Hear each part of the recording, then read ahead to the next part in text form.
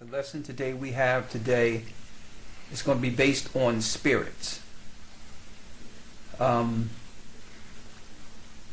order for us to fight in these last days, we must understand the origin of spirits, where they come from, how do they work, and also how they use us as temporal hosts. Okay? So that's what I want to go into today. I want to, through the Spirit of the Most High, go through this lesson and show you the origin of spirits and how Christ, our Lord Yeshua, dealt with spirits. And also, when you get this understanding, you will appreciate the knowledge of fasting. Okay? Let's first start going into the origin. The origin of spirits, or what you would call, this world called demons. Okay, and we will use the Bible as well as the book of Enoch. And after that, after the lesson, we'll open it up for questions. Okay? All right.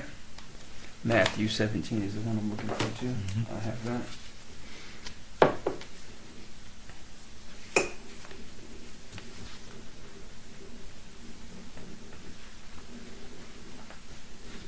Also, with this particular lesson, it will give us an individual understanding to know when a spirit is actually attacking or using us. And that's key too. The heart is easy to look at someone else or look at a scenario from the outside and say, okay, it's clearly there's a spirit there. The hardest thing to do is to look within ourselves and say, okay, that's a spirit there. So the easiest thing is to observe and understand when something is wrong, but not to relate that to ourselves. Okay?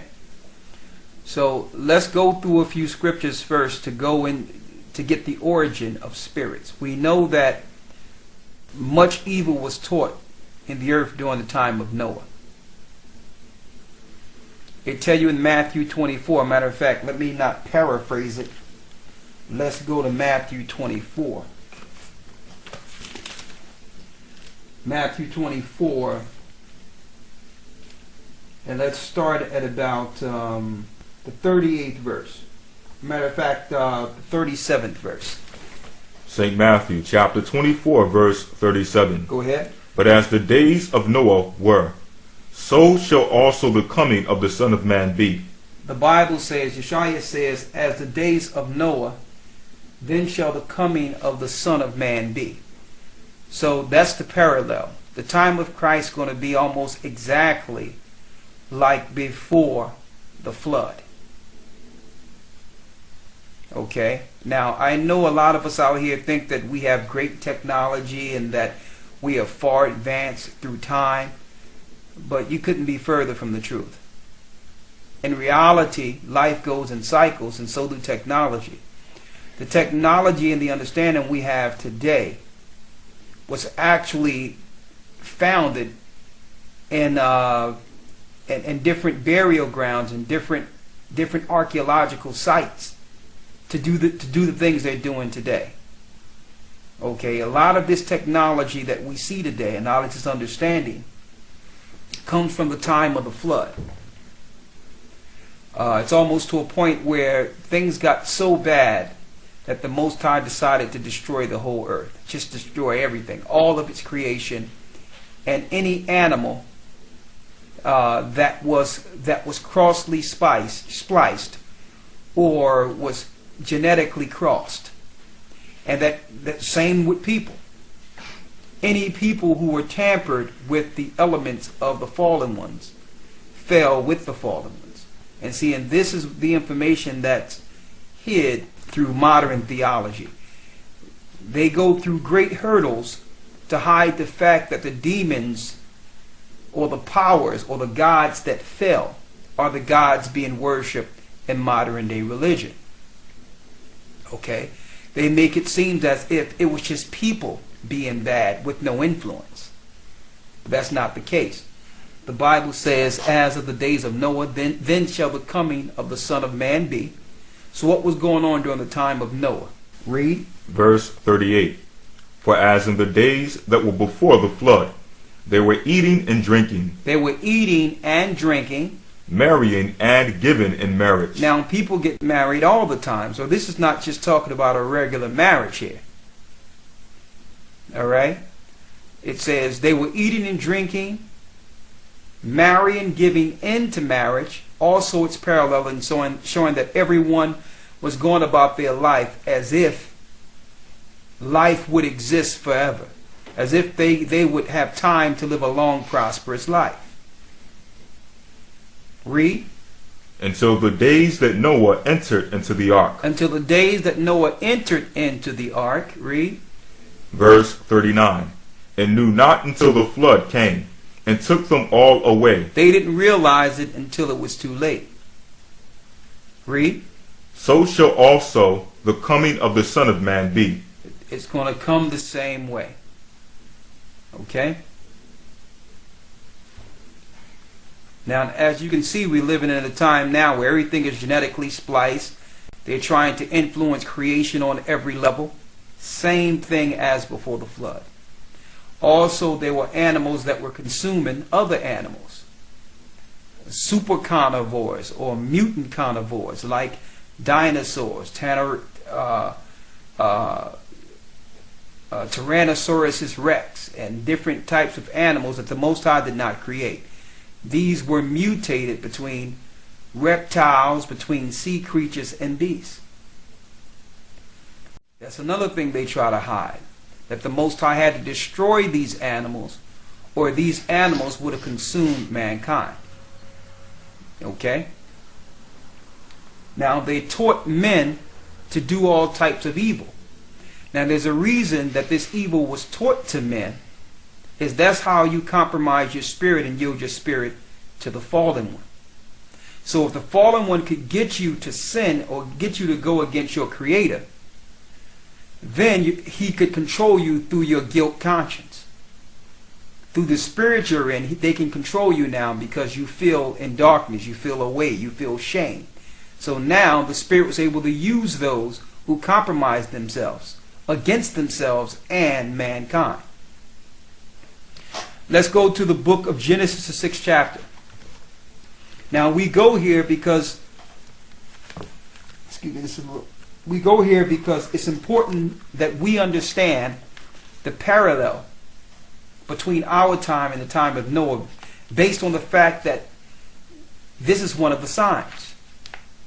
And you notice we usually start off our lessons from Matthew 24 and branch out. There's a reason for that.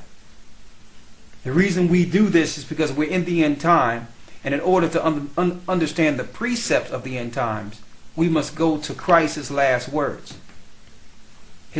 What he told us, what he told all of us to understand in the last days. Read.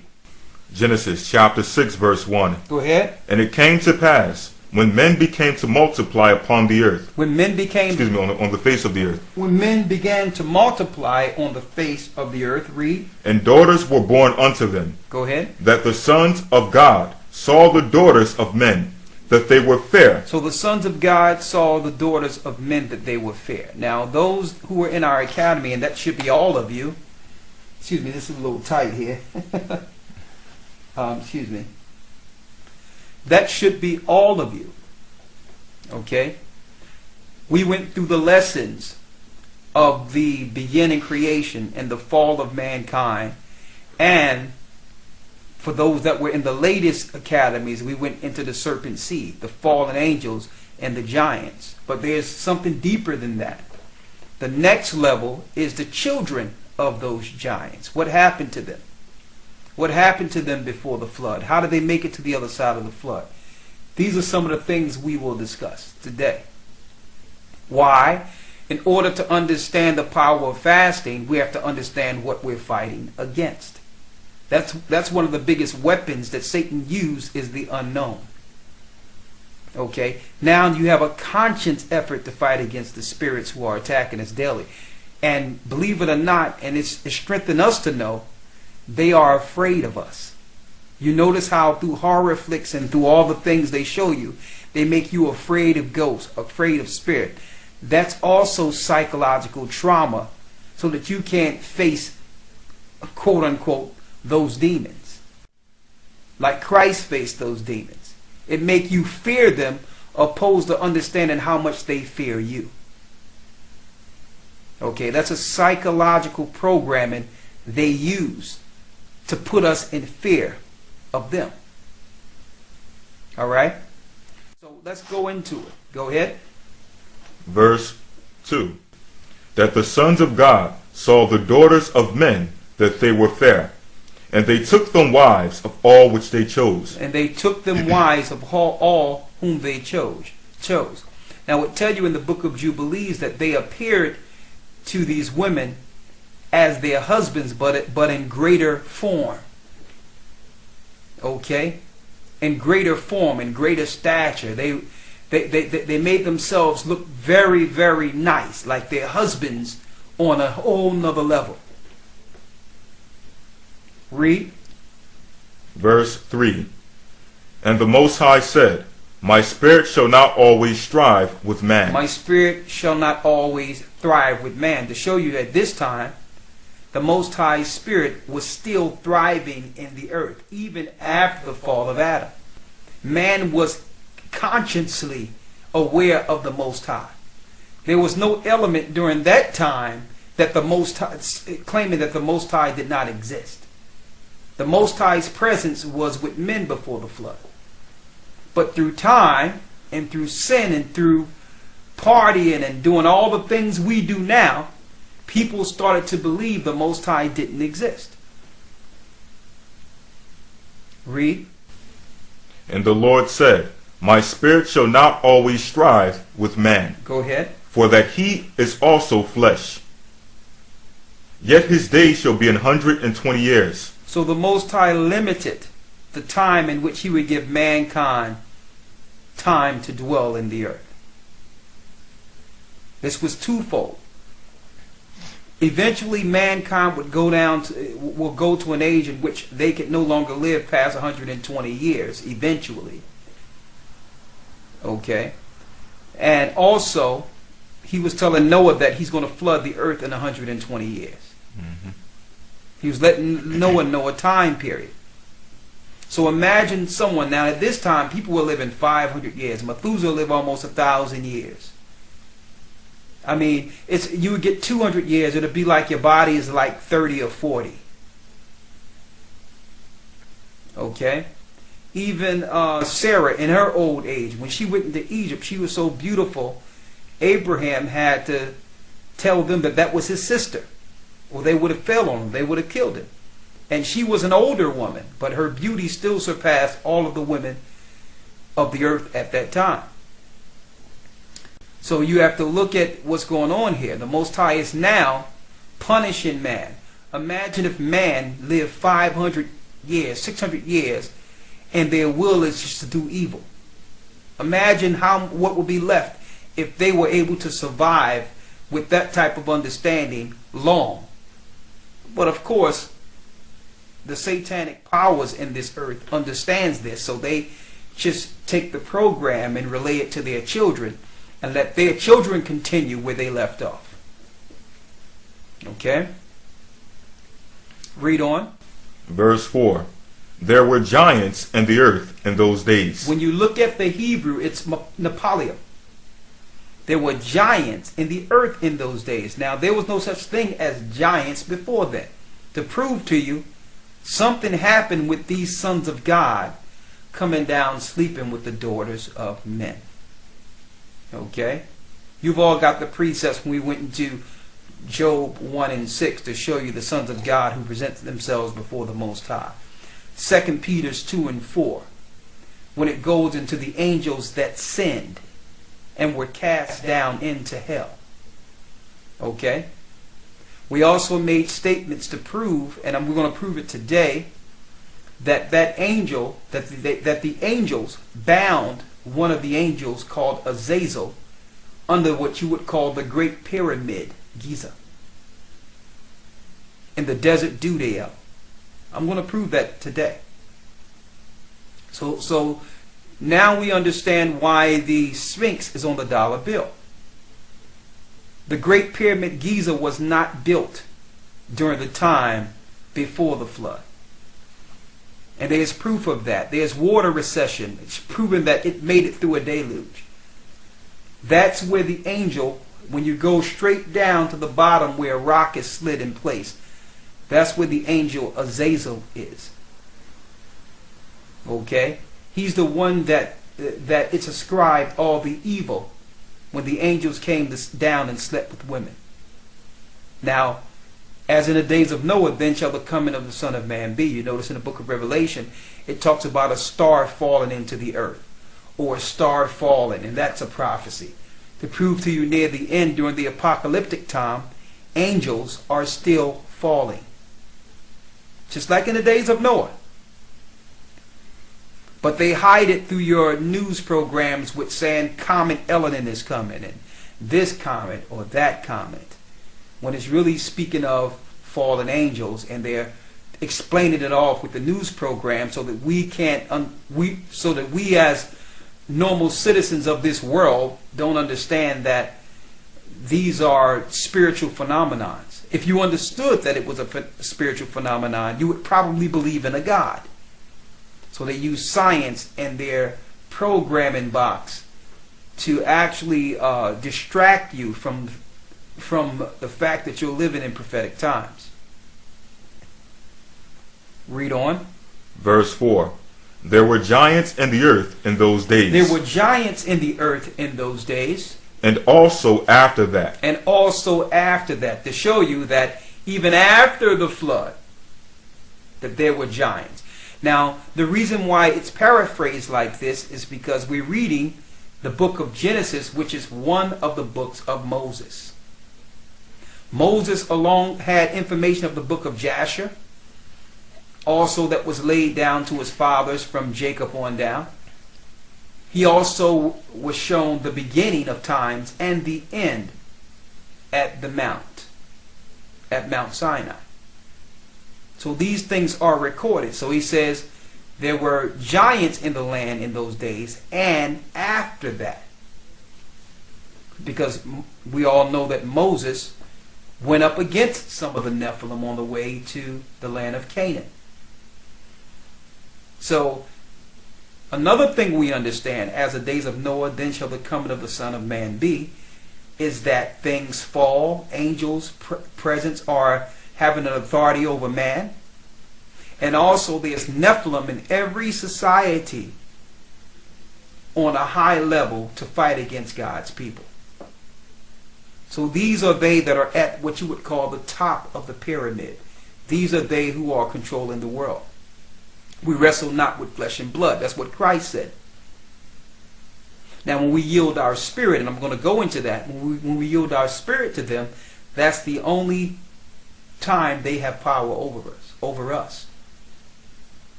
Finish reading. And also after that. And also after that, that means after the flood. Read. When the sons of God came in unto the daughters of men, and they bare children to them, the same became mighty men which were of old, men of renown. They came men of renown. Read. Verse 5. And the Most High saw that the wickedness of man was great in the earth, and that every imagination of the thoughts of his heart was only evil continually. So now the Most High is looking down on mankind and seeing that they are operating only to do evil. They're going away from the commandments of the Most High. And this influence is actually seeping into his elect, to the children of Seth.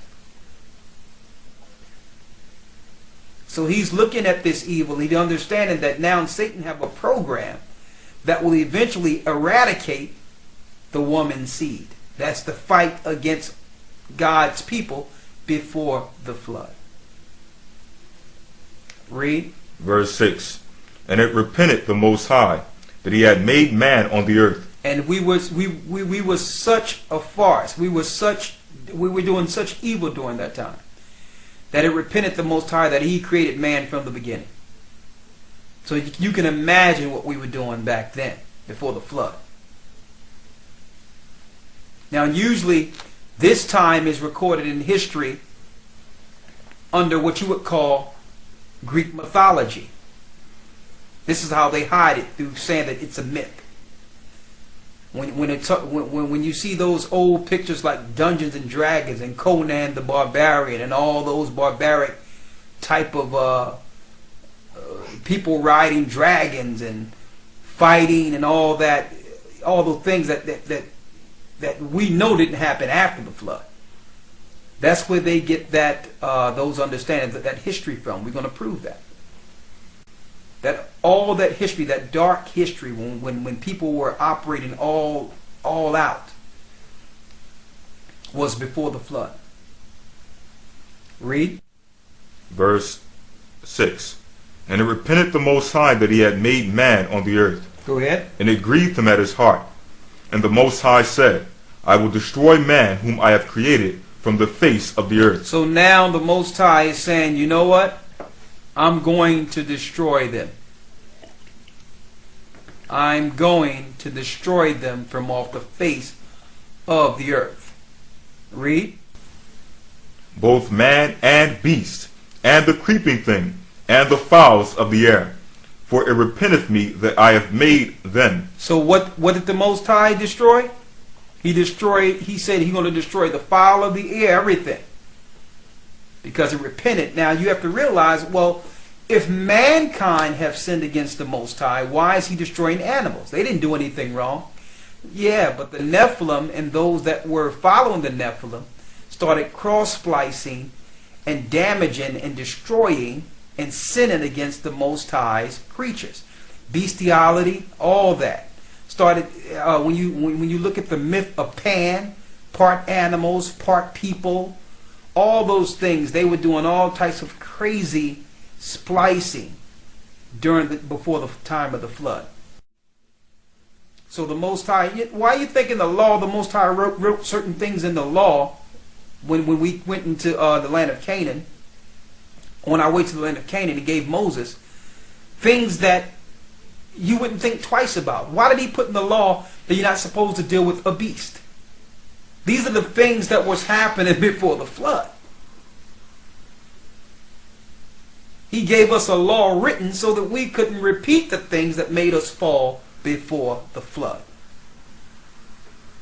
Dealing with your sister, dealing with your mother, dealing with your father, dealing with another man's wife, and all those things which is according to commandments, against the commandments, were being done before the flood.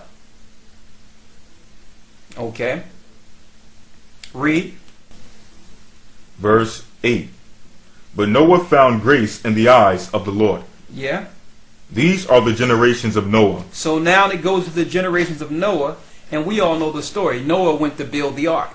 While he was building, he was prophesying, and yet few listened.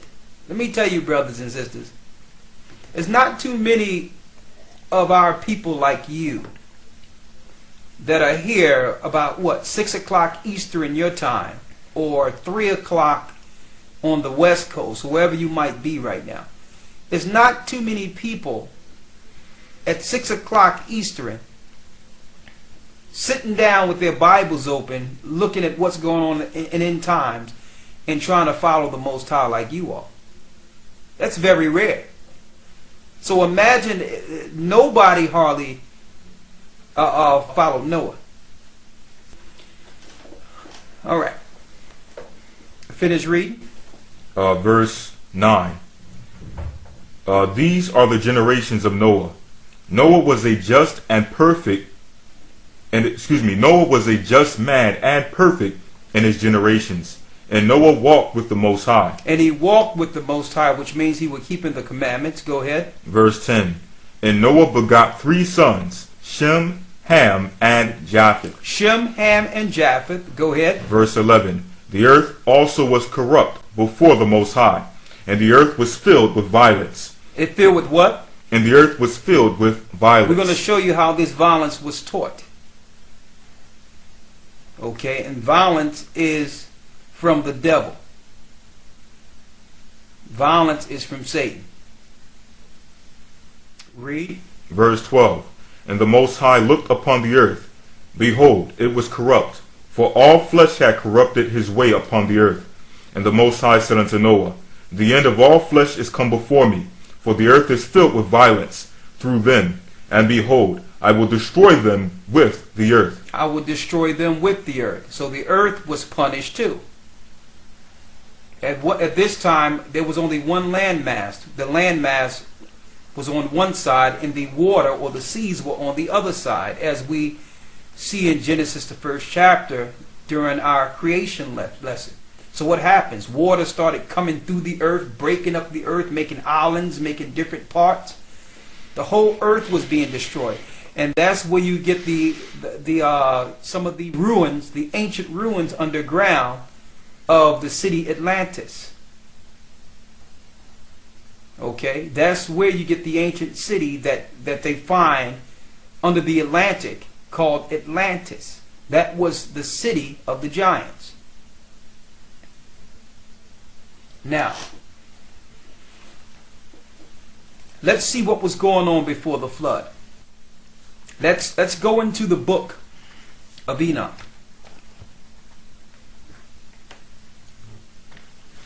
And I want to read in the book of Enoch what was taught. The agreement that was made, what was taught.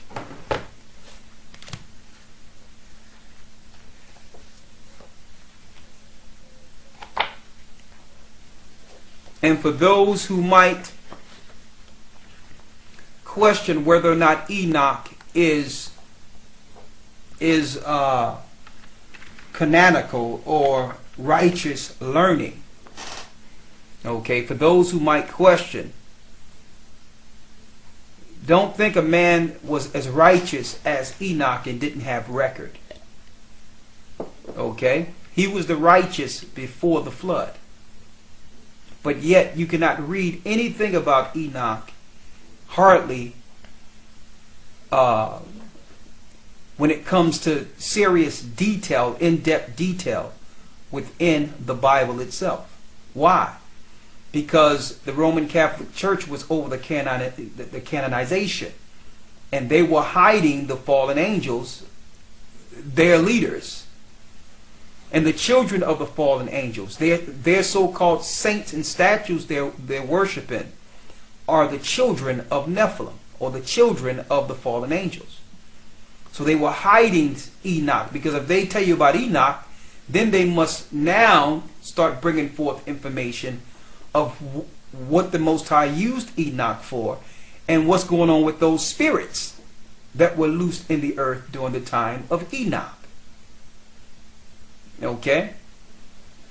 They don't want to explain those things, but for those who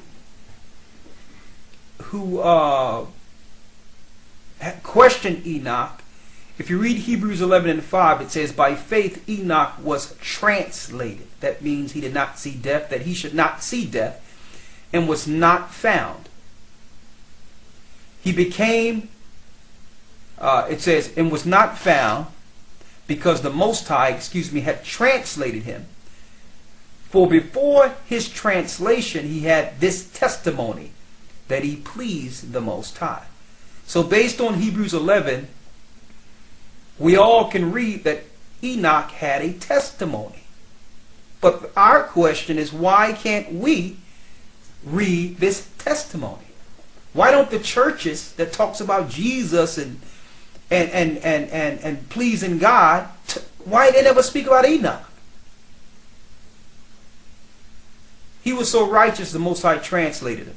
Before the flood, he was king and priest. It so happened he would come out every day at one point, and he was prophesying, I tell you in Enoch. And then he started coming out once a week, then once a month, then once a year. And then once every 5 years.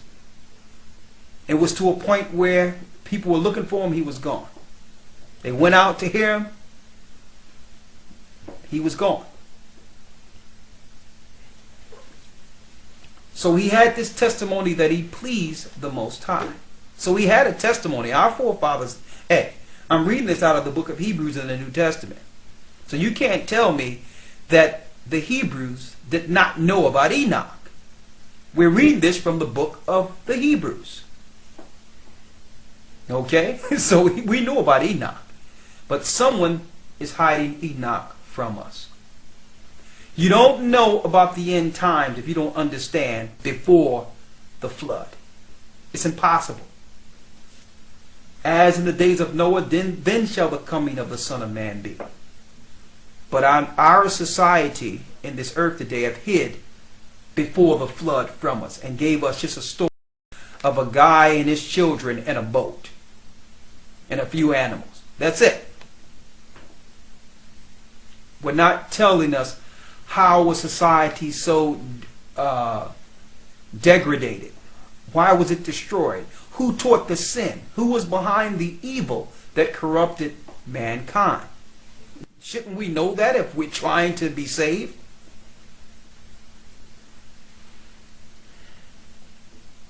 When you go to the book of Jude, it tells you that Enoch prophesied of the fallen angels. Let's go to the book of Jude in the Bible, which means Jude, the disciple, Jude, knew about Enoch. Let's go to Jude 1 and 6 verse. Let's go to Jude 1 and 6. And that book is right before Revelations. It's a small book. Right before the book of Revelations. Jude, the first chapter and the 6th verse. Jude, verse 6. And the angels, which kept not their first estate, but left their own habitation, he hath reserved in everlasting chains under darkness unto the judgment of the great day. So there were some angels that left their first estate, who are in chains, who've been bound until the day of judgment, according to the book of Jude. Read. Verse 7. Even as Sodom and Gomorrah, and the cities about them in like manner, giving themselves over to fornication, and going after strange flesh, are set forth for an example, suffering the vengeance of eternal fire. Give you another example of a city that was influenced by fallen angels, by spirits, by Nephilim.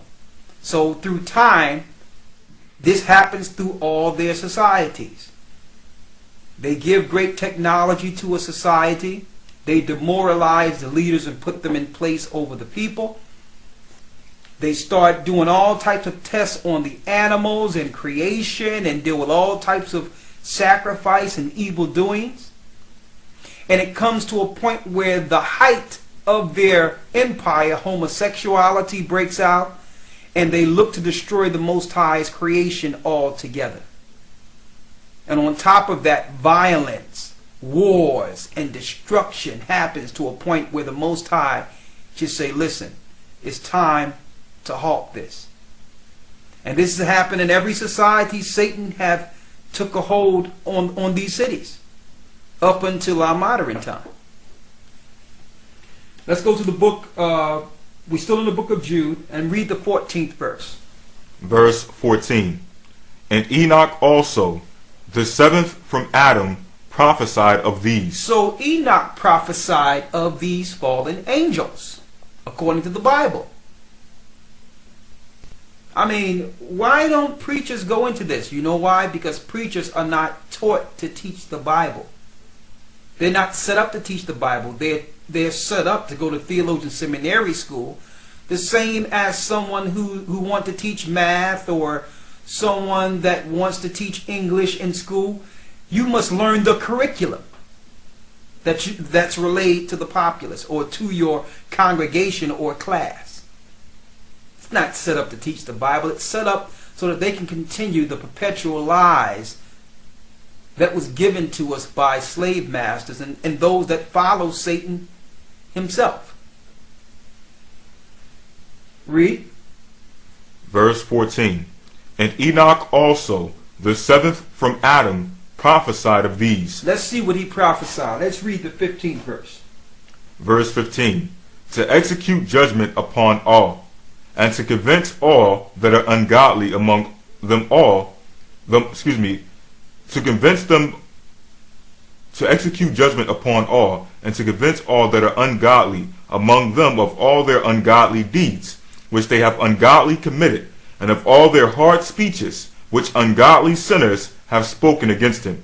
And it says, it talks about their hard speeches, which ungodly sinners have spoken against the Most High. Why? Because people will sin, and then they'll start blaming the Most High. Or they'll come on the other side and say, well, listen, the Most High made me this way. When the Most High have never tempted man to sin. That's in the book of James. Or they'll say the Most High don't exist. I mean, it's weird me even repeating that they say that. But these are the things, these are the hard speeches they make against the Most High. Evolution. The New Age movement, that you're God. That it's okay to do what you want to do because that's what life is about. These are all speeches against the Most High himself. Alright? So this is what they taught. And these fallen angels, when they came to the earth, they had technology, they had knowledge that mankind knew nothing of. So what? They were being worshipped as gods. So people started looking at them as these great, what you would call, because they had magic, they had power, they had strength, like superheroes. So mankind stopped looking to the Most High and started looking to them. And looking at the technology that these fallen angels were delivering to them. Okay? When it came to how to super beautify the woman, who you think taught that? To make a woman enticing. I mean, these guys were able to do super makeovers to where a woman is already beautiful, but on this side, you look at her after this, and man, she's like she just floated out of the heavens. All these things were taught. Then war was taught, how to kill a man, how to destroy and kill a man. So let's go into the book of Enoch. First, I want to read this testimony that Enoch left, almost verbatim of what Jude quoted, to prove to you that Jude must have been reading the book of Enoch. Let's go there. Enoch, chapter 1, verse 9. 1 and 9, paralleling directly what we read in the book of Jude out of the Bible. Now, mind you, Revelations, Daniel, the book of Jude, all these particular books was actually non-canonical until around the 8th century. So my question is, how is it that at one time it was heretical reading? If you were reading Jude, Enoch, or Jude, Enoch, or the book of Daniel in the early hundreds after Constantine, they would have called you a heretic. They tried to make it so that these particular books wouldn't be the foundation of doctrine. So later on, they let them in as canonical. When you get an opportunity to yourself, go to the canonization of the Bible, and it'll give you dates on what books and when they were canonized. A matter of fact, I'm going to put that together anyway. I had a list of that, but I'm going to put that together again so you'll have it. So it was all strategic. They didn't want these particular books being the base record of the doctrine that they would deliver the world. They just wanted people to focus on Christ, knowing that they would twist the true teachings of Christ and deliver people a new Christ. So they wanted that to be the focus, opposed to the basis of how this earth we're in came to what it is at our time. They couldn't deceive the people if we understood how it happened from the beginning. So they want you to say, okay, let's just focus on Christ. Let me tell you, Christ is the way. Christ is the Savior. Christ is the way. But they had a diabolical plan on just focusing there, knowing that they would switch Christ into their Savior, into their fallen angel. Now, let's go to the book of Enoch, and let's see if we can read almost verbatim what Jude quoted. Enoch chapter 1 verse 9. Go ahead. And behold, he cometh with 10,000 of his holy ones, to execute judgment upon all. Now, Jude says, the seventh from Adam prophesied, saying, behold, the Lord cometh with 10,000 of his saints. Go ahead. To execute judgment upon all. To execute judgment upon all. I'm at the 15th verse of Jude. Go ahead. And to destroy all the ungodly. And to convince all that are ungodly. And to convict all flesh of all the words of their ungodliness. And it says, to convince all that are ungodly among them of all their ungodly deeds. Read. Which they have ungodly committed. Which they have ungodly committed. And of all the hard things which ungodly sinners have spoken against him. And all their hard speeches which ungodly sinners have spoken against him. Now, as we can see there, it's obvious that Jude got this from the book of Enoch. That's without question. That's crystal clear. So now, as you can all see, the book of Enoch has validity because the Bible validates it. Now, I see a lot of people going into these different books and have no idea what they're going into. I don't say, listen, I tell people like, listen, okay, but don't come to us with some mess after you went into those books without any guidance. I read all those books. We did it. We took 3 years out and read out all the books. All right, so I'm not going to, and not only that, even some of the stuff that is okay, you got to have the doctrine of the Bible to be able to pick out some of the bones that were placed in them. Or you will go off with that too. All right, but I'll tell you, the book of Enoch is sound. Now I'm talking about the book of Enoch. Now if you start going into the secrets of Enoch and all that, hey, that's on you. All right. We never told you to do that. Next thing you know, you'll be dealing with Enochian magic, trying to route a magic carpet or something. We have nothing to do with that. We're just trying to stick with the Bible and the books that the disciples read, that the Bible actually show us to go to. That's what we do. We don't go into, even though I've read the other books, I was able to look at it, and by filtering it with the Bible, I knew that, okay, this was it's not right. And then I did the research on it, especially all the New Testament writings. The majority of the New Testament writings, like the book of Timothy, they got another book called the ones that the Muslims want to go to all the time. Epistle of Barnabas. The Epistle of Barnabas. All that stuff is 2nd century plagiarism. All of it. I did the research on all of them. All those New Testament. But the Apocalypse of Paul, which actually links in from the Bible suggests that book. Now I'm going to show that soon too. That's without question. All right, for New Testament. And that's about one of the only ones I really go into to say, okay, you can go into that and get full understanding, links directly with the Bible when it comes to New Testament. Okay? Even there's some good things in Nicodemus, but still, parts of Nicodemus. Mm-hmm. There's a lot of things in it because it don't link with the validity of the foundation of doctrine. All right?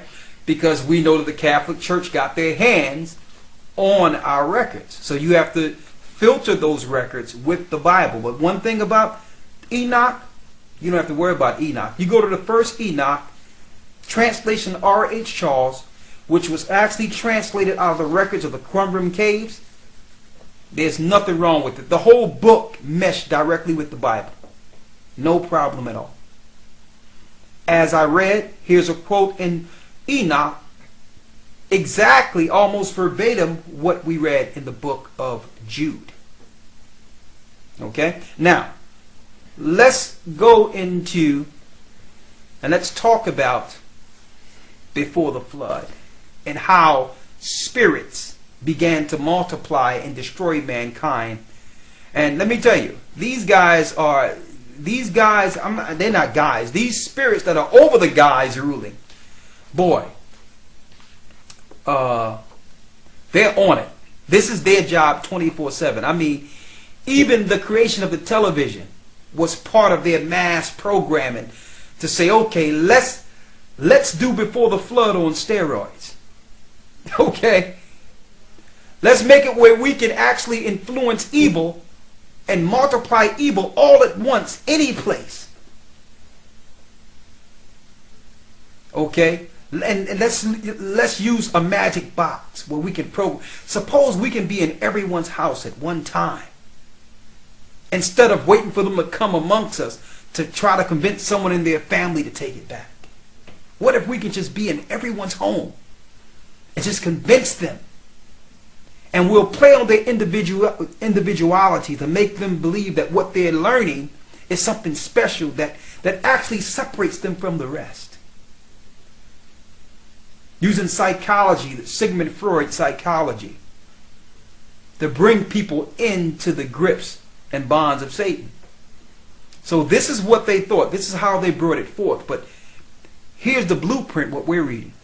What we're reading in Enoch is the blueprint. This is the plan they used. But through technology, they're able to do it on a mass, or what you would call great level. Let's go to the beginning. Linking into Genesis 6 on the fallen angels. Read. Enoch chapter 6 verse 1. And it came to pass when the children of men had multiplied in those days. Same thing we read in Genesis. Go ahead. In those days were born unto them beautiful and comely daughters. And the angels, the children of the heaven, saw and lusted after them, and said one to another, Come, let us choose us wives from among the children of men, and beget us children. Let us choose amongst them and beget us children. Now listen, angels were not made to have children because they were made eternal. So this is a sin. 2 Peter 2 and 4, the angels that sinned. Now, through Hollywood, they actually push this. They tell you exactly who they're worshiping. They tell you exactly what they're doing. But yet, they put it in a form of film so that you can just push it off as someone's idea or just a good movie or entertainment. They had a movie called The City of Angels, where Meg Ryan and Nicolas Cage, he was the so-called guardian angel, and he fell in love with her, and they made this elaborate love story until you're sitting back cheering for him to fall to be with this woman, right? And his fall meant her death. You notice that? His fall, the next day after he dealt with her, meant her death. And now he was left on earth, separated from the rest of his fall of the sons of God, who seen him and knew that he was once amongst them. And you look at it as a movie, but let me tell you, they know. They know. Okay. Read. And Samjaza, who was their leader, said unto them, I fear you will not indeed agree to do this deed, Go ahead. and I alone shall have to pay the penalty of a great sin. And they all answered him and said, Let us all swear an oath, and all bind ourselves by mutual imprecations. Let's bind ourselves by mutual imprecation. Not to abandon this plan, but to do this thing. Go ahead. Then swear they all together and bound themselves by mutual imprecations upon it. And they were in all 200, who descended in the days of Jared on the summit of Mount Hermon. So they all agreed to do this together. 200 of them, and they all went down from the heavens as stars from heaven on to Mount Hermon. Similar to what you see with Paramount Pictures when the stars are going through the clouds, and then it comes around the mountain, and it forms a circle around the mountain, showing you the fathers of Hollywood, those where they get the fallen angel ideas. Hollywood is an ancient Druid or Celtic wood used to cast spells. So those from Hollywood are telling you who their leaders are, who their gods are. It's in their movies. Right? Read. And they were in all 200, who descended in the days of Jared on the summit of Mount Hermon. So 200 came down. Go ahead. And they called it Mount Hermon, because they had sworn and bound themselves by mutual imprecations upon it. And these are the names of their leaders. I don't want to go into their names. I don't want to deal with that right now. Let's just go into what they taught mankind. The verses of what they taught mankind. Verse 7. And all the others together with them took unto themselves wives, and each chose for himself one. This links directly to Genesis, the 6th chapter. Go ahead. And they began to go in unto them, and to defile themselves with them. And they taught them charms and enchantments. They taught them charms, enchantments. And the cutting of roots. The cutting of roots, that means making root. And made them acquainted with plants. Made them acquainted with plants, the different works of the plants. Go ahead.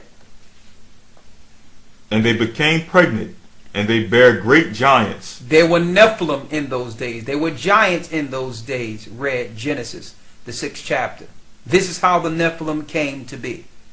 Read. Whose height was 3,000 ells, who consumed all the acquisitions of men. They started consuming all the acquisitions of men, which means when it comes to the fruits and the food and all the things that our people, that God's creation, the Most High's creation needed, they started eating all those things up and started hoarding them things and making men slaves when the land belonged to the people. But now, men started slaving for these giants. Same thing. They started hoarding all the goods. Sound familiar? Read. And when men could no longer sustain them. When men could no longer sustain these giants, read. The giants turned against them and devoured mankind. They started eating people. Cannibalism. Oh, you thought Jack and the Beanstalk was a myth. Where you think they get these stories from? These orgs and all this. And you notice how they're making it passe where your children endear themselves to orcs, like Shrek, like Barney, a fallen, a cross-spliced creature from the fallen angels. Read.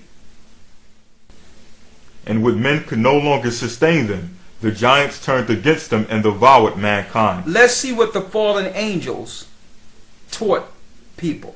Chapter 8, verse 1. Read. And Azazel taught men to make swords and knives. So Azazel taught men to make swords and knives. Ascribed war to Azazel. I don't know if any of you back in the day seen the movie Fallin by Denzel Washington. And let me tell you, they used Denzel Washington for all their fallen angel pictures. They used him in Deja Vu, showing how you can go back in time and all those things, and that machine that they had. It's the same machine they have in France in different areas in Europe. They were claiming at one time that machine was so that they can actually mimic the Big Bang. It's a lie. It's a Stargate machine. It's a travel machine. That's what it was the whole time. So all these things were being these things come before the flood, brothers and sisters. You think it's technology now, but these guys were doing all types of things before the flood. Read. And Azazel taught men to make swords and knives. Make swords and knives. And shields and breastplates. Shields, breastplates. And made known to the metals of the earth. Go ahead. And the art of working them. And the art of working them. So he showed them about the metals, all those things within the earth, how to dig out the metal, how these metals affect mankind, how to sharpen them, how to do certain things with them. Go ahead. And bracelets and ornaments. Bracelets, ornaments. And the use of anatomy. And the use of anatomy. Go ahead.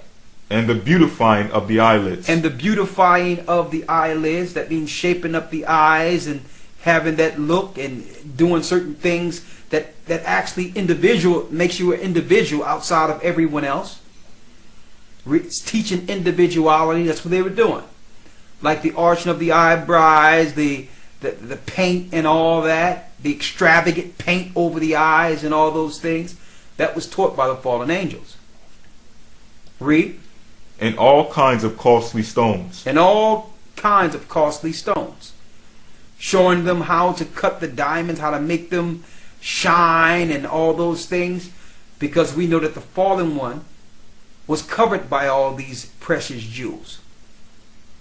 So now they're teaching people to make these jewels and these diamonds precious. To value them. When really, we should be more valued than a piece of rock. Okay?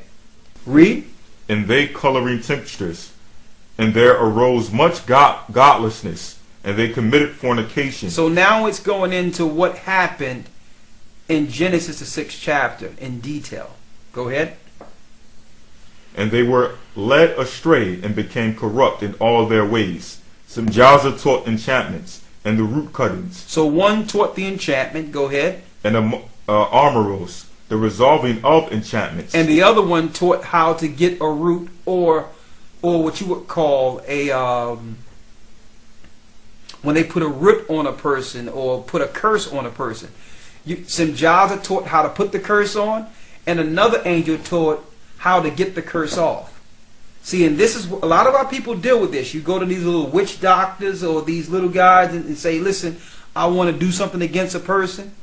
They're getting this from Azazel, the spirit of Azazel, or demons who taught that, which were the children of Azazel and the angels. And then you go to another guy that says, I think someone got a curse on me. Can you give me something to take it off? Another one taught how to take the root off the person. And of course, if you're under Christ, none of these things have power. But if you believe in them, and see, we're in the system that teaches you to deal with the laws within this earth. If you believe in them, they have power over you. Read. Some Azazel taught enchantments and root cuttings. Armoros, the resolving of enchantments. Barakjael taught astrology. So one taught astrology. Read. Kakabel, the constellations. Ezekiel, the knowledge of the clouds. Arakael, the signs of the earth. Shamsael, the signs of the sun. Sarael, the course of the moon. And as men perished, they cried, and their cry went up to heaven. So through time, because first it was all good. The people had the technology, they were having a good time. They were learning things they didn't know before. It was all good. But then the same powers that gave them this technology began to consume them. Sound familiar, right? Now these free people were now enslaved by the fallen angels and demons and Nephilim. Okay? This is what happens. It's crystal clear right here. And now people are praying to the Most High now. Like, can you do something about this? But yet we took their technology. We reverence them. It's a two-edged sword, so to speak. Right? So now, the people have learned all types of things. And now there's party, chambering, evil, witchcraft, sorcery. You name it, it's going on. Men have forgot the Most High. That's what we're reading right here. So now they're praying to the Most High. So what did the Most High do? He looked at the righteous man that was in the earth and said, okay, it's time to get Enoch. Okay. It's time to get Enoch. What we're going to do is we're going to have the son of, we're going to have Noah get prepared that ark, and we're going to have Enoch prepared to judge these fallen angels. Now, let's see the judgment of so-called Azazel. Let's get that judgment of Azazel. Chapter 10, and let's start at the first verse. Enoch chapter 10 verse 1. Then said the Most High, the Holy and Great One spake, and sent Uriel to the son of Lamech. Now this is when Enoch was translated before the Father. Read. And said to him, Go to Noah and tell him in my name. Go to Noah and tell him in my name. Hide thyself, and reveal to him the end that is approaching, that the whole earth will be destroyed, that a deluge is about to come upon the whole earth, and will destroy all that is on it. And now instruct him that he may escape, and his seed may be preserved for all the generations of the world. So this is what happened. This is the conversation in the heavenly realm before the Most High sent the angel to warn Noah, to tell Noah to prepare a way to hide himself, which was the ark and his family. Read. And again, the Most High said to Raphael. Then he said to Raphael, Rapaya Allah, go ahead. Bind Azazel, hand and foot. Bind Azazel, hand and foot. And cast him into the darkness. And cast him into the darkness. And make an opening in the desert. And make an opening in the desert. Which is in Dudael. Which is in Dudael. And cast him therein. And cast him therein. Go ahead. And place upon him rough and jagged rocks. And cover him with darkness. And let him abide there forever. And let him abide there forever. Go ahead. And cover his face, that he may not see light. And on the day of the great judgment he shall be cast into the fire, and heal the earth which the angels have corrupted, and proclaim the healing of the earth. Go ahead. That they heal the plague, and that all the children of men may not perish through all the secret things that the watchers have disclosed, and have taught their sons. Go ahead. And the whole earth has been corrupted through the works that were taught by Azazel. Read it again. And the whole earth has been corrupted through the works that were taught by Azazel. The whole earth have been corrupted by what was taught through Azazel. Azazel taught the war and the evil. Okay? Now I have a document right here. It talks about the Giza plant and what's going on with the Great Pyramid. Also, I've seen documents to show that at the bottom of the Great Pyramid, at the top, the same distance from the top to the bottom, there's a rock slid in place that no one can move. There's a tunnel there and no one can move it. The desert Dudael is where the Great Pyramid Giza is. And see, and that's why, till this day, the all-seeing eye on their money is showing the Great Pyramid. It was the only pyramid that was built before the flood. Pithom and Ramesses were built after the flood, but not the Great Pyramid Giza. That's where Azazel is. Okay? So when your diplomats and all that be coming to Egypt, and they did come to Egypt not too long ago, they had a big meeting at the pyramid and it was closed down so that no one can come through. It was closed down for all the high illuminists. They were actually worshiping Azazel. All right. Now let's see what came of the Nephilim. This leads us to the key part of this lesson. Let's go into the judgment of their children. The Most High told Enoch what would happen to their children. Now, when the fallen angels understood, you can read this on your own, but when the fallen angels understood that the Most High would eventually judge them, they asked Enoch to petition. They petitioned Enoch to go before the Father to ask for mercy and entrance back into the heavenly realm. The Most High said no. He says, listen, how can they send you before me when I sent them to minister to you? I sent them to you. So how could they in turn use you to come to me? He says no.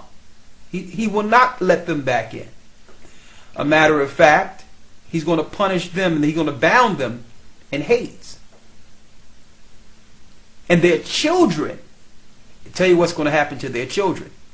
Now this is the origin of demons or spirits. Before this, there were no such thing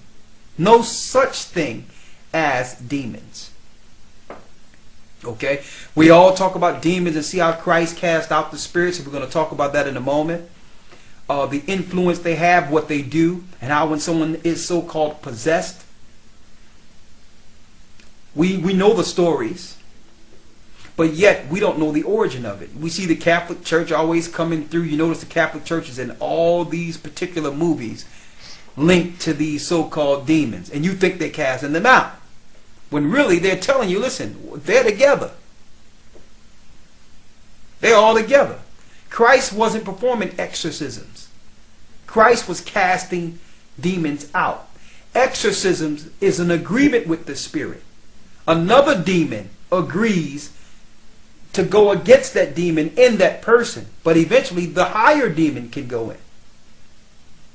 So you think it's a miracle, but that person still can get it if they don't find Christ, if they don't find Yeshua. Exorcisms is an agreement between two spirits. Casting out spirits is getting rid of them all together. Those are the two differences. Okay?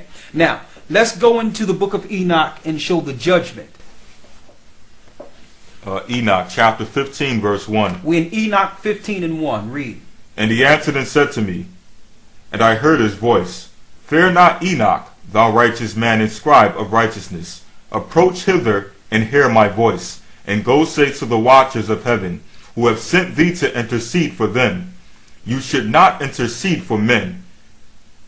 You should intercede for men, and not men for you. So you're not supposed to be sending men to me. You're supposed to be going to tell men what I say. But the angels were afraid, and they knew that Enoch was righteous, so they asked Enoch to petition the Most High for them.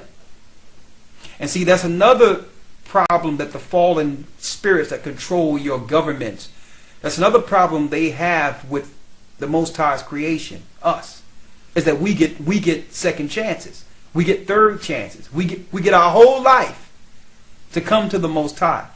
But they only have once to go against the Most High because they're made eternal. There's no excuse for them. They're made eternal. There's no business. They don't have no business having children. Why? Because we need children to continue after we're gone. Angels don't need that. They're eternal already. So let's see the judgment on their children. Read. Wherefore have ye left the high, holy, and eternal heaven, and lain with women? You laid with women. And defiled yourselves with the daughters of men, and taken to yourselves wives, and done like the children of earth, and begotten giants as your sons. And though ye were holy, spiritual, living the eternal life, ye have defiled yourselves with the blood of woman, and have begotten children with the blood of flesh. As the children of men have lusted after flesh and blood, as those also do who die and perish. Therefore have I given them wives also, that they might impregnate them, and beget children by them, and thus nothing might be wanting to them on earth.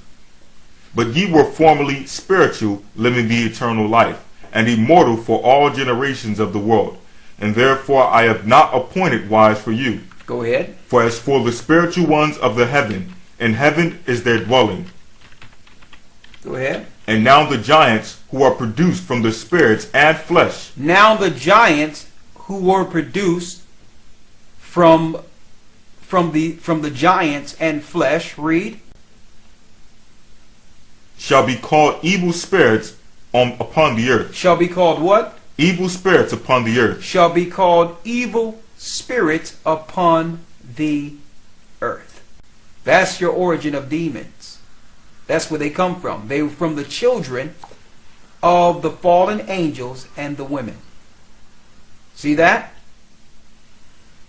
So there's no other explanation for them. People talk about spirits, even those who claim that this didn't happen.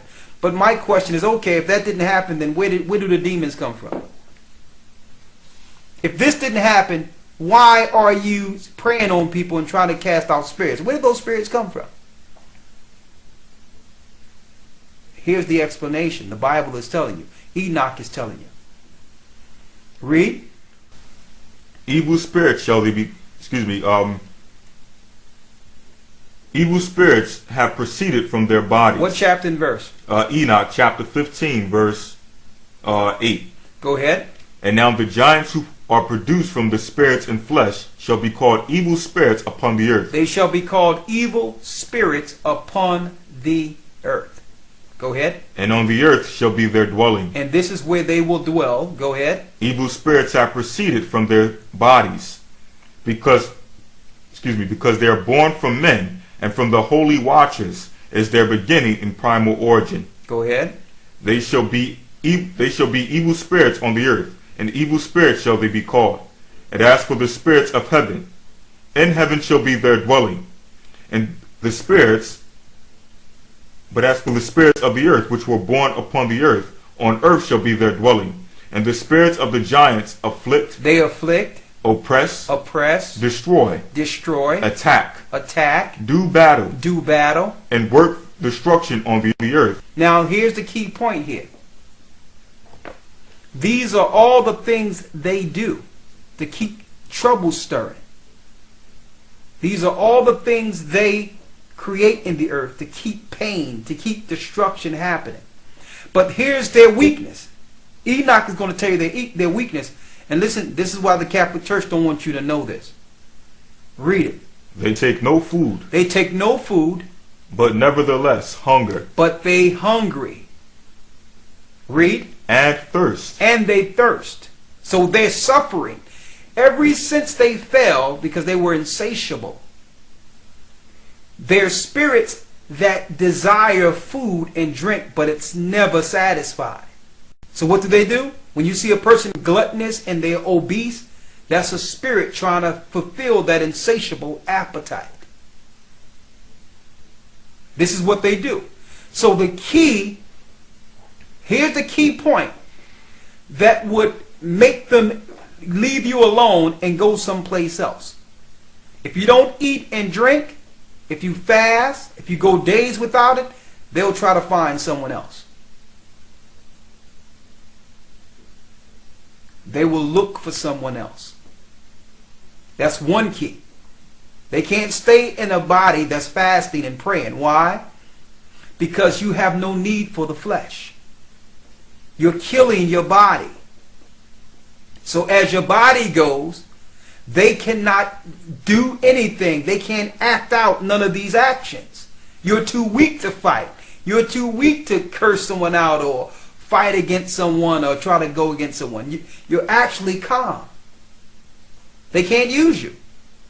So they had to create an environment, a society in which they can roam freely and just jump into anyone they want, knowing that the majority of people have yielded themselves to the fallen ones. And the majority of people don't even believe Christ is real. The majority of people are so caught up into insatiable appetites, McDonald's and all these things that they have. That's why they set up a system like that. So that they'll have hosts. So that they'll have free hosts every place. It says they hunger and they thirst. That's the power of fasting. That's the power of fasting, because these spirits need us to operate their actions. Right? Read. And cause offenses. They cause offenses. Read. And these spirits shall rise up against the children of men. And it says they shall rise up against the children of men. And against the woman, because they are proceeded from them. Because they proceeded from them. So they're going to be used to attack us. We have to pray to the Most High to be delivered from them, because they will be in this earth until Christ come to take them out. Speaking of that, an example of that, let's go to Matthew 8 and 29. Yeshua running into one of the children of the fallen ones, who we know were once Nephilim but are demons now. Now let me tell you, in Ephesians 6, where it says we wrestle not with flesh and blood, even though they fear those that are in Yeshua, let me tell you, they are the leaders. Our so-called elected officials do all types of rituals to have these spirits come before them for ancient wisdom and ancient knowledge. You got some out. You got some rich people. They'll go to East India or one of these Asian countries and get themselves what you call a sharma or a wisdom teacher. These are they that are linked directly with demons to let them know the past, the things they've experienced since the flood, all the way up until now. They use the knowledge to become powerful over the ignorant. But for a price. It's for a price. Right?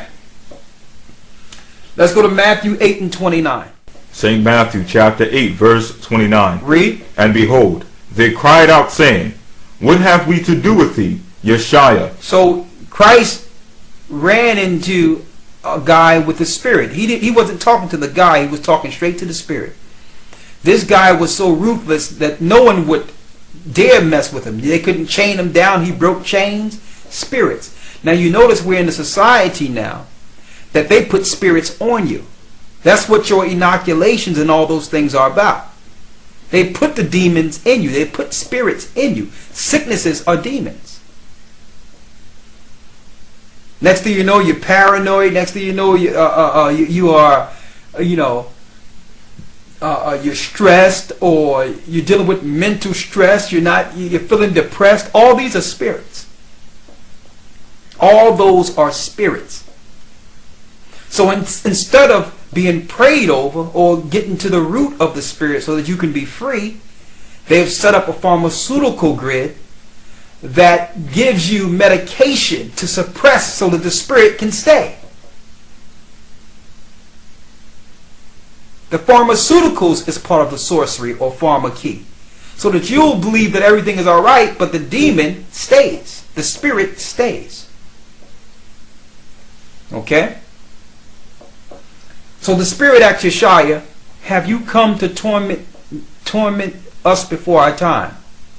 Read.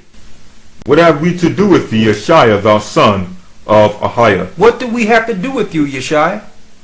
Art thou come hither to torment us before the time? Have you come to torment us before our time? So they know the judgment, because when you read Enoch, it goes into the judgment that when Christ returns, he's going to judge those demons that came from the fallen angels.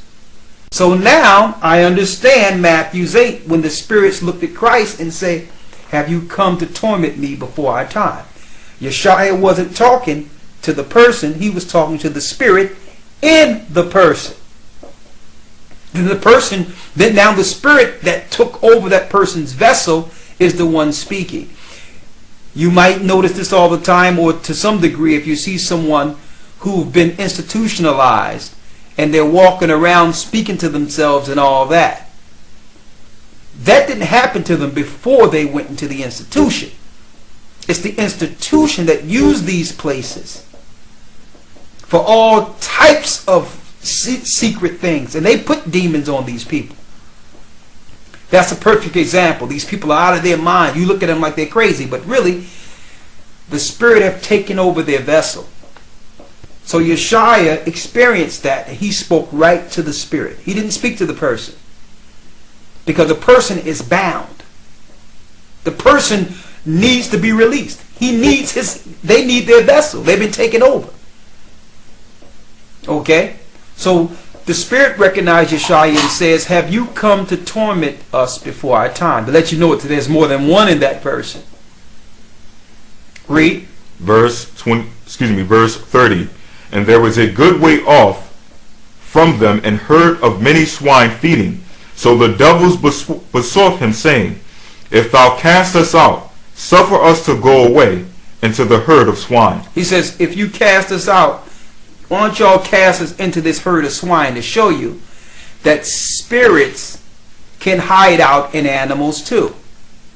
As long as it's a vessel, as long as it's an earthy vessel or something that's material or alive, they can hide out amongst that too.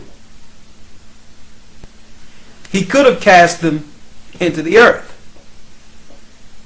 Okay? Down there where their fathers are. Right? Read. Verse 32. And he said unto them, go. And when they were come out, they went into the herd of swine, and behold, the whole herd of swine ran violently down a steep place into the sea. So you notice that once it's in something, the reaction happens almost immediately. Violence, do battle, attack. No sooner they went into these swine, the swine ran. Read. And perished in the waters. And perished in the water, to show you that the end of usually whatever thing they deal with, whatever vessel they deal with, usually the end of it is death. Okay? So now, they wanted to go into the swine, because the swine was near where Christ was, and they say, okay, and they drove the swine into the water. Why? Because once the animals die, they can go and find hosts. They didn't start in that man that Christ seen. They didn't start in that man. That was just a host. What were the swine? The swine were just hosts. So they killed the swine so they can go find people. And this is how they operate. Have you come to destroy me before our time? So that's letting us know that they have a short time. They know that one day their time will run out. It's just how many people they'll take with them. So they understand that they only have a certain amount of time to operate. They're just making us believe that we have more time than we have. But they know. Alright? Now let's go to Matthew 12. Let's start at 43, when the unclean spirit is going out of a man. Verse 43. When the unclean spirit is going out of a man. When an unclean spirit is going out of a man, read. He walketh through dry places, seeking rest, and findeth none. This usually what happens after baptism or cleansing, or after serious fasting.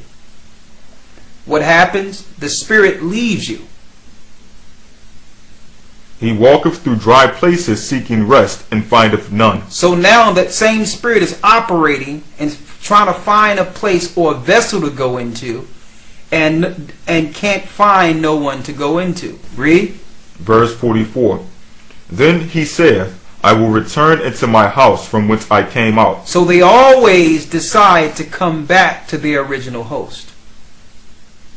And when he is come, he findeth it empty, and swept and garnished. To show you, spirits be watching us. They'll look at us, and they know when you clean, when you're trying to do the right thing. But they're watching from the outside.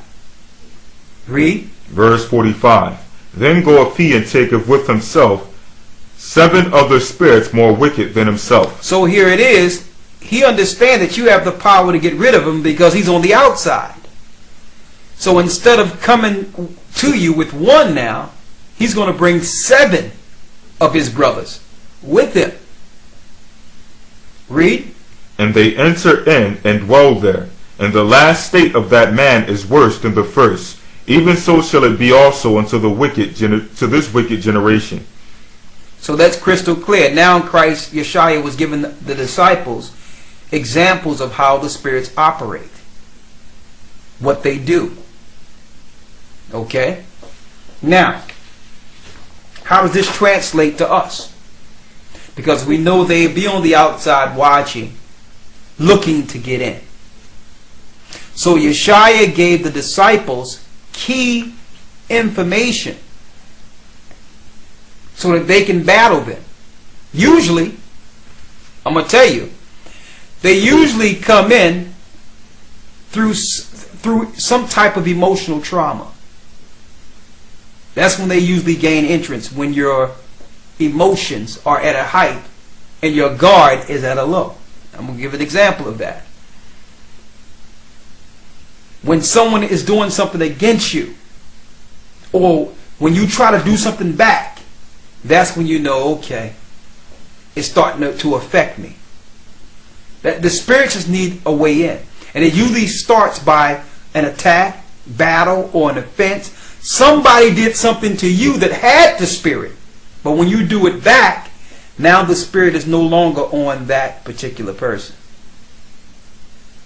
Now, it's easier to explain than to execute when it's you're the one being done wrong.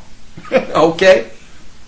You can explain it once you sit back and examine it and talk about it, but when it's you really, no one can tell you that, okay, something is happening with you. Actually, a spirit is about to use you.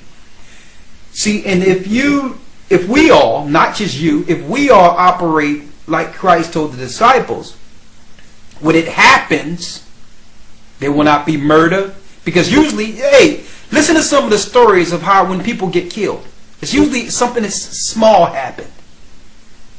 And but somebody had to go the next yard. And then the person whom was offended or got hit or hurt, now they got to go the next yard.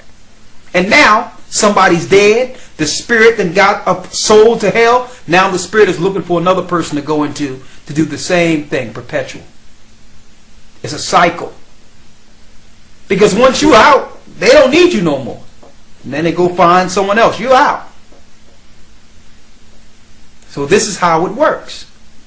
So Christ gave us details in Matthew 10 of how not to let the spirit come in us, even if we see it.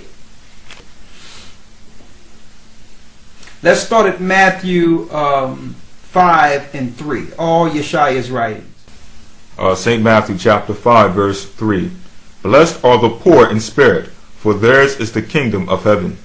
Blessed are they that mourn, for they shall be comforted. Blessed are the meek, for they shall inherit the earth. Blessed are they which do hunger and thirst after righteousness, for they shall be filled. Blessed are the merciful, for they shall obtain mercy. Blessed are the pure in heart, for they shall see the Most High. Blessed are the peacemakers, for they shall be called the children of the Most High. Blessed are they which are persecuted for righteousness' sake, for theirs is the kingdom of heaven. Blessed are ye when ye shall revile, when men shall revile you, and persecute you, and shall say all manner of evil against you falsely for my name's sake. And say all types of evil things against you falsely for Yeshua's sake. Read. Verse 12. Rejoice and be rewarded, rejoice and be exceeding glad, for great is your reward in heaven. For so persecuted they the prophets which were before you. Now you can do one or two things. You can react to what someone is doing to you, or you can understand that this is part of the trial. This is part of what it takes to make it. If you get caught up into it, what's going to happen? You understand? That spirit is now going to use you. It's going to go further into it. Read. Verse 13.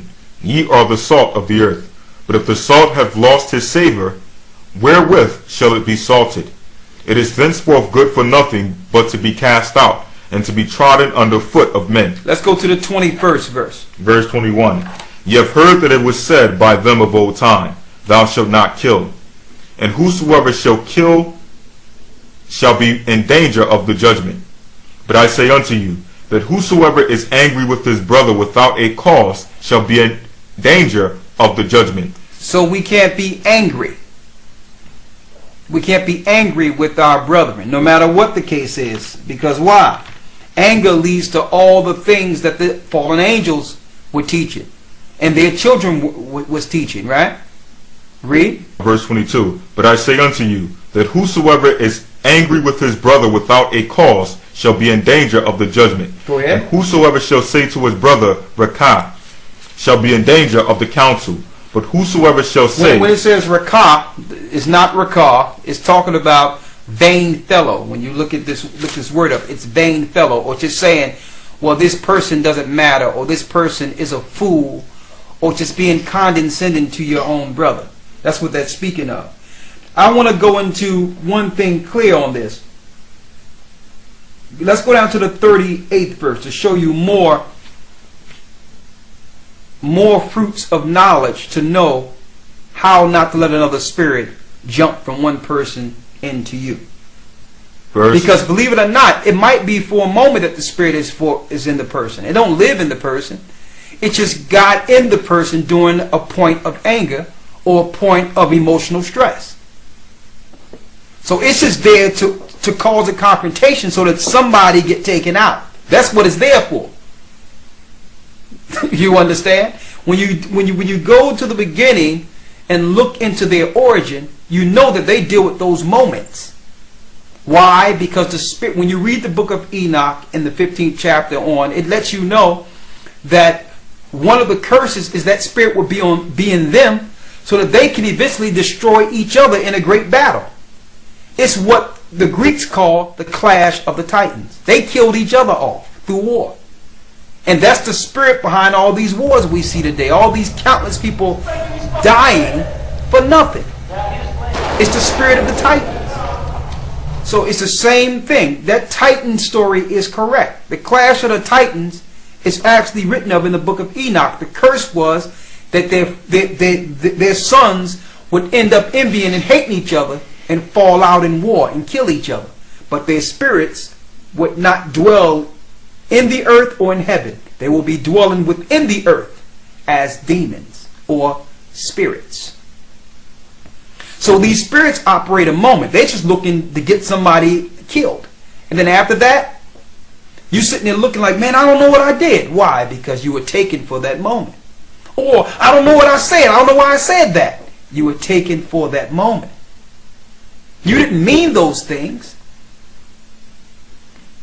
You didn't mean to do those things, but that moment is when they strike. Read the 38th verse.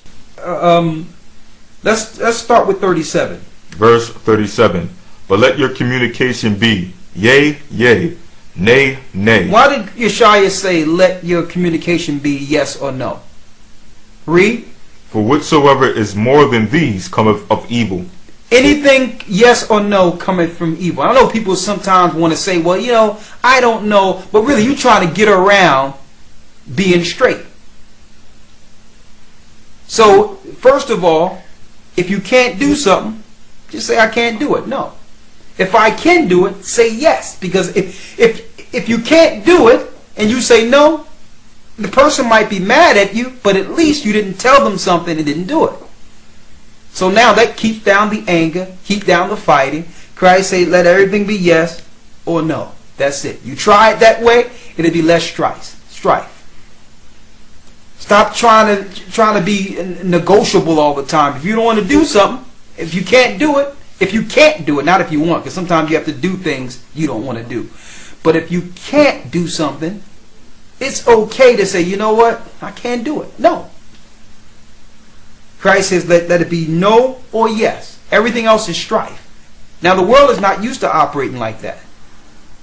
Right? Finish reading. Verse 38. Ye have heard that it has been said, an eye for an eye, and a tooth for a tooth. It was said in the Old Testament, an eye for an eye, a tooth for a tooth. But what? But I say unto you. But I say unto you. That you resist not evil. Resist not evil. But whosoever shall smite thee on thy right cheek, turn to him the other cheek also. It's talking about your brother. Okay? That means not to sit there and be getting slapped up. It ain't saying that. But it's saying that, listen, you must forgive. That's what it's going into. Forgiveness. If your brother do something to you, you know what I mean? You got to give him another chance. Or you got a choice if someone do physically smite you. You can smite them back and someone end up dying, or you can walk away. Is your pride more important than your life? Christ told them, he said, listen, I can call 5 legions right now and take care of all of you. I can wipe all of you out. But did Christ say anything when they were putting him on the cross and they were smiting him and destroying him? These were spirits operating. So you got a choice. I know a lot of so-called brave people who stood there to fight and was taken and were put 6 feet under. And they were probably the one that was in the right and end up dying. So Christ is letting us know how to operate in this time. You got to learn to agree in certain situations. Say, listen, you're right. I don't want no trouble here. When it comes to the authority, the same thing. Listen, I don't want no trouble here. I got my Bible. I just want to praise. I want to praise the Lord. Okay. Somebody smite you on the cheek, and that's enough. Dead wrong. It's like, you know what? If I say something, I'm going to say the wrong thing. I'm not going to say it. Go ahead. Say it. I'm not going to do it. That's what turning the other cheek is. And they get so angry, the spirit will just leave. And the spirit is going to do this until Christ destroy them. This is what they do. But look how many people they have taken down that path. And those people receive the judgment before the fallen ones, before their children. There's more. Read. Verse 40. And if any man will sue thee at the law. If any man sue you at the law. And take away thy coat. And take away thy coat. Because some people get mad. But you're going to sue me. You're going to do this against me. Read. Let him have thy cloak also. Listen, you can have it all. What else you want? Okay? Listen, I didn't bring anything in this world. I'm not attached to this world. If that's going to make you feel good, going into court and doing all those things, Christ actually touched on all the areas in which spirits can jump into a person. Money, time, someone hitting you or violating your space, someone trying to take you to court. He touched on all these other areas, knowing that if you can hold your vessel, even if someone is coming against you, then that's going to be the spirit that's going to have you endure to the end. You know how many people are going to be doing things to you as we go through these last times? You don't want to be taken over a futile, a simple argument that could have been solved by you just walking away, and you got work to do, and you got more things to do. All right. So I just wanted to go into that because I wanted to go into more so the origin of something, to understand the power of fasting. Matter of fact, let's get that. We tell you that some come out not but through fasting and prayer. Let's get that in Matthew 17 real quick. When the disciples tried to cast out one spirit and they couldn't do it. And they asked Yeshua, well, why couldn't we cast out that spirit? It was easy for you. He says, well, some cometh not out but through fasting and praying. All right? It's hard to cast out some spirits if we haven't purged the spirits in us. So fasting and prayer is essential if you're going to a hospital, if you're going someplace that you know you need to heal a person and anoint a person.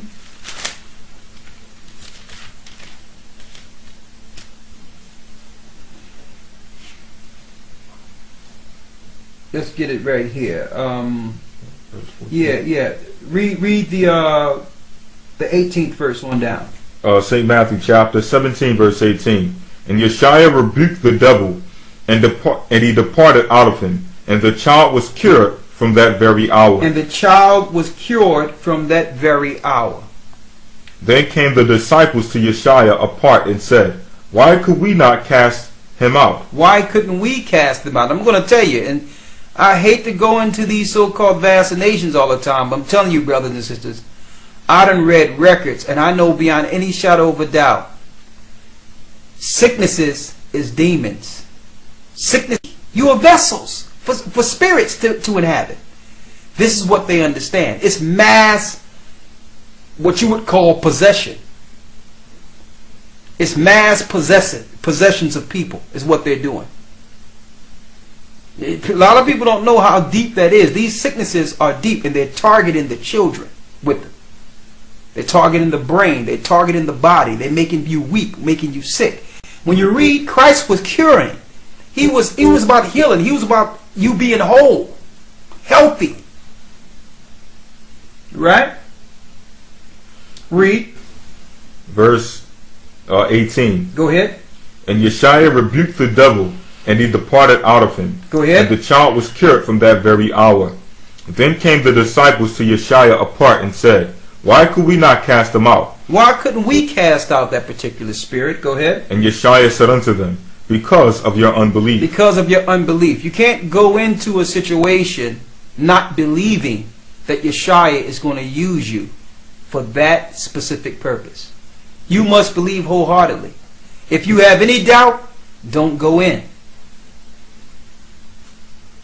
Read. For verily I say unto you, if ye have faith as a grain of a mustard seed, ye shall say unto this mountain, remove hence to yonder place, and it shall remove, and nothing shall be impossible unto you. Is that defying the law of gravity? Is that defying the law of physics? That's what Christ did. If we tap into the impossible or the invisible, he can make ways for us. And this is how we're going to do it in the last times. But that's a whole nother lesson. Go ahead. Howbeit? Howbeit, this kind goeth not out but by prayer and fasting. This kind of spirit we battling right here can only go out through fasting and prayer. To show you there's levels. Okay? Because when these spirits leave, they're looking to what? They're looking to eat, drink, deal with their insatiable appetite. That's another thing. When we find ourselves eating too much, that's another barometer to know that, okay, there's a spirit operating here. Sometimes you have to just eat a little bird food. Have some nuts, have some fruit, raisins. Just have little things to nibble on so that you're not becoming a gluttonous. Because that's another way they try to attack us. Alright? Alright, with that, I wanted to go into this lesson. All praises be to the Most High, in the name of Ahaya, Bahashim Yeshaya. I hope this was some fruit for the Spirit that you can use with the precepts and with the understanding in your life going forward. With that,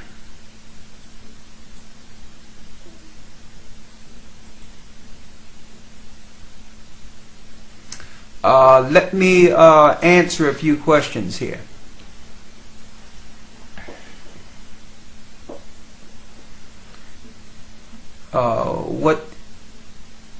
What is the questions?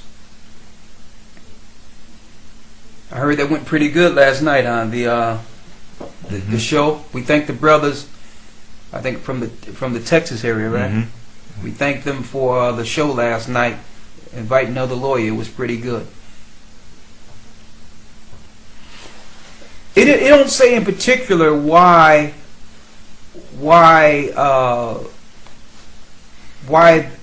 the pigs.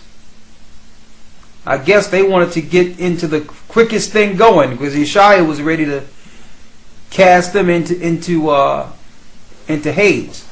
One other thing I wanted to read. I need you to get Romans 1:16 and Romans 2:10 real quick. Someone says, what if someone does you wrong? You forgive? go back to friendship, and they do you wrong over and over. You forgive them 77 times 7. That's what Yeshaya said. You forgive them 77 times 7. Now, you don't have to put them in a position to keep doing the same things. That comes into, share abuse. You don't have to put them in a position to abuse you, but you can forgive them and not feel any evil towards the person. You understand? Let's get Romans 1:16. Read that. Romans chapter 1 verse 16. For I am not ashamed of the gospel of Christ, for it is the power of the Most High unto salvation to everyone that believeth, to the Jew first, and also to the Greek. It says to the Jew first and also to the Greek. I wanted to mention this is because we got to learn to be at peace to all men. Okay? Get Romans 2:10. Let's read that. I wanted to get that also. Romans chapter 2 verse 10. Read. But glory, honor, and peace to every man that worketh good. To every man that worketh good. Read. To the Jew first, and also to the Gentile. To the Jew first, and also to the Gentile. To show you that these principles not only applies to those who are Israel. These principles apply to the Bible says, as much peace lieth within us, be at peace with all men. As much lieth within us, be at peace with all men. They don't just apply to the children of Israel.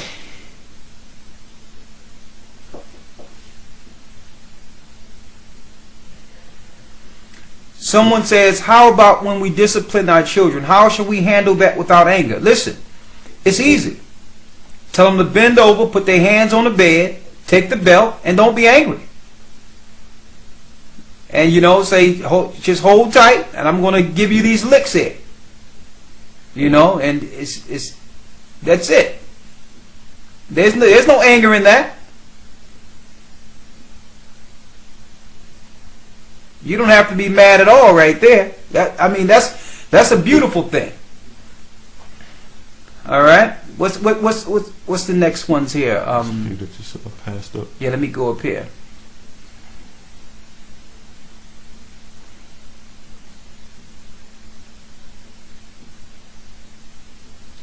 Last one was Zarian. Where? Right up. I need y'all to hold your chats real quick because they're coming so quick. Hold one moment. Where? A little bit. Yeah, right. Okay. This one before that. One before that was. Okay, I got it. How about when we? Okay, I got that. Which one you talking about, Zarian? Yeah. Okay, Zarian. Mm-hmm. When it says that the book of Enoch, Ezekiel, taught the knowledge of the clouds, does it mean the clouds refer to UFOs? No, it talks about how they're using like the system now to be able to move clouds and all that. Believe it or not, the North American Indians, when they started worshiping angels, they got knowledge how to go onto the mountains and use aluminum to move and make rain clouds and all that. So that's what it's talking about. Technology. Also what you would call meteorology today. The movements of the clouds and all that, and praying for rain. Why do you think it's talking about people praying for rain? They were praying to the gods. They were using technology and all that. What's the next one here? This is, where are we at? Oh, this is Lavia. I was wondering about the centurion spirit. Why did it need to kill the pigs in order to leave them as a host? Well, you have to realize spirits, it tell you, that is a good question. It tell you in the book of Enoch what is the spirit's plan. Their plan is to get rid of you. That's their plan. See, and they can only operate, their greatest operation is within people. Their greatest operation is within people. Alright? So they'll go into an animal temporarily, but if they immediately want to get out of that animal, boom. You know, they just control the animal, get out of there, and then they go and find the next host. I think they showed that kinda in the so-called movie Fallin, a Denzel Washington movie, mind you, where Azazel, the spirit, was going from one person to the next in the movie Fallin.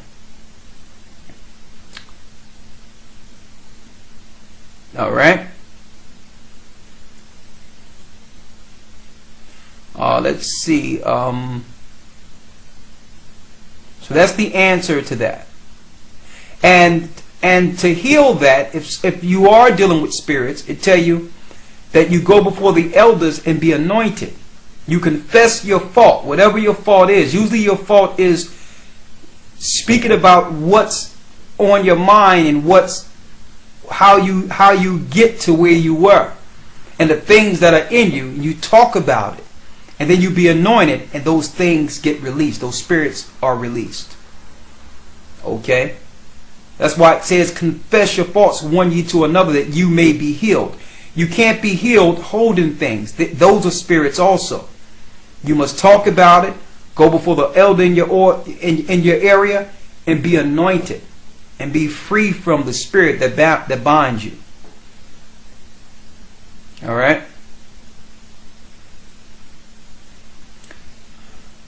Let's see. Someone asked, did we come to a conclusion on the new moon? Absolutely. The new moon is the dark moon. It was exactly what we said it was. And we actually did the lesson Sabbath before last, right? Sabbath before last, we did that lesson on the regular channel. So we were right. It's not the slither of the sun. The slither of the sun is from ancient Babylon. That's the Babylonian worship of a new day.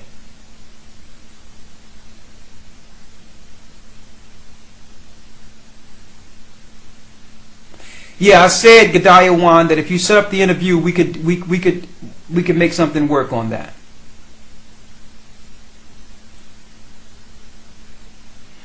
Let me say, when casting out spirits from another person, how can I be sure that they are gone? Well, you have to take the steps. You have to fast and pray. You have to take some anointing oil, some good, probably extra virgin oil. Pray to the Most High, pray with the person, and have them talk to you. They'll know when it's gone. And it ain't the power that you're exhibiting that's healing the person. It's how much they believe and what they're going through that's actually healing them. Their belief in Christ.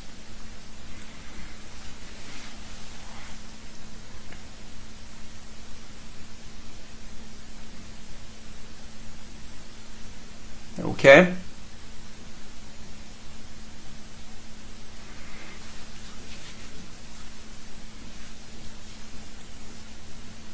Let me tell you, man, it's easy, all of us, it's easy to always get frustrated and want to battle and want to fight and want to, but at the end of the day, what is it for? I mean, we just have just pray for the opportunity to make things right, and just make things right. Not attack, don't destroy, don't kill, don't steal.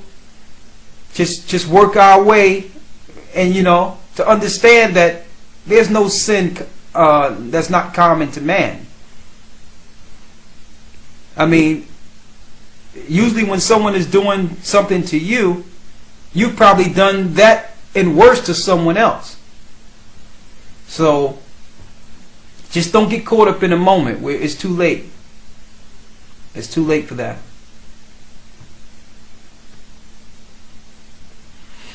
You can anoint yourself with oil. The prophets anointed themselves with oil. You can anoint yourselves with oil, and you can also fast on your. The best purging of yourself is afflicting your soul. Is fasting. Believe me, there's no better whipping you can put on yourself than not giving yourself anything. I'll tell you. And is pleading the blood of Christ scripture? What's that? What's pleading the blood of Christ? What's pleading the blood of Christ? That's the person who can post a scripture on it. I'm not sure. Is there a scripture on pleading the blood of Christ? That sounds a little... Yeah, that sounds a little scary.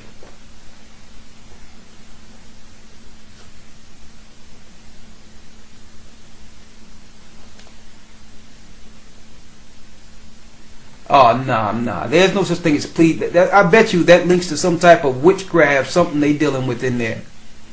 That sounds like the Bloody Mary type thing they got happening.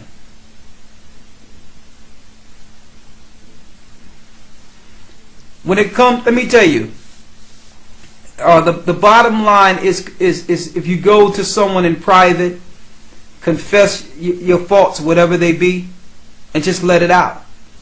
That usually be the thing that spirits hold to keep a person. It's something private, something that only you're dealing with. And they do this in psychology and psychiatric places and have you talk about it, but really that's the healing process. That's you facing your so-called demons. That's any of us facing our demons, confessing, talking about it, and then that begins the healing process.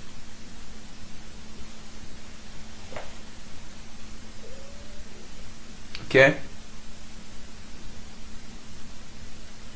Yes, an anointment with oil. As a matter of fact, we're going to be doing an anointment with oil this Sabbath, tomorrow.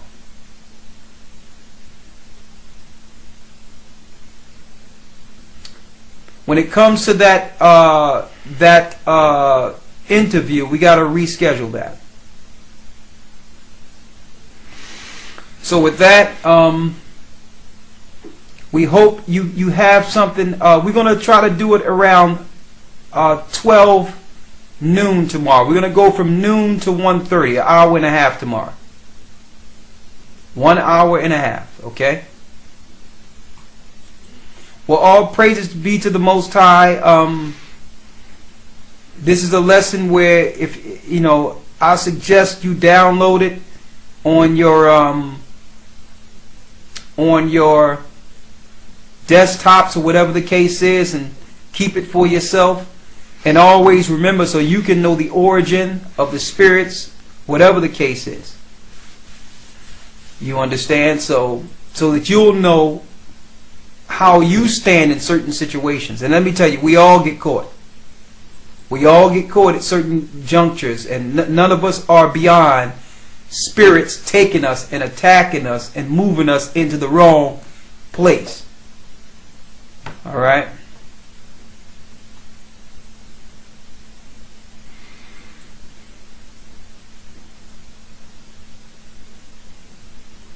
Someone asked last question, does only a complete fast count? Like, no, a fast is whatever you agree to the Most High with.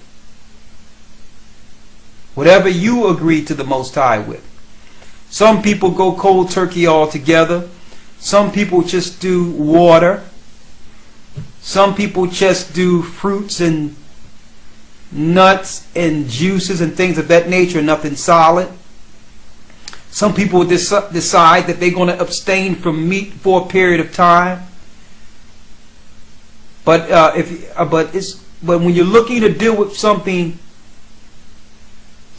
strong, when you look at dealing with something strong, you want to just be cold turkey altogether. If you're trying to attack something serious, you want to be totally free from anything. All right.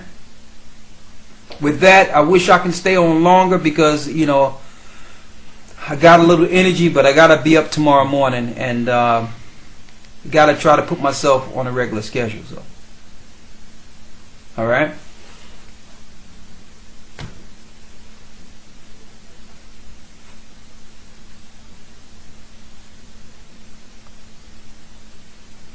Okay. I'm going to talk to you, Izzy, soon. Just send an email with your phone number, okay? And let me, if you don't mind, we can pray out.